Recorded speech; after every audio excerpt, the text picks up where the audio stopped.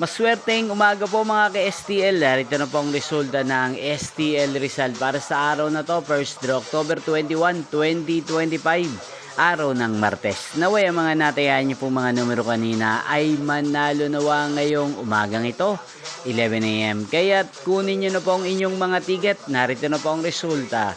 Ang mga numerong nanalo sa STL Rizal ngayong umagang ito, October 21, 2025, 11 AM.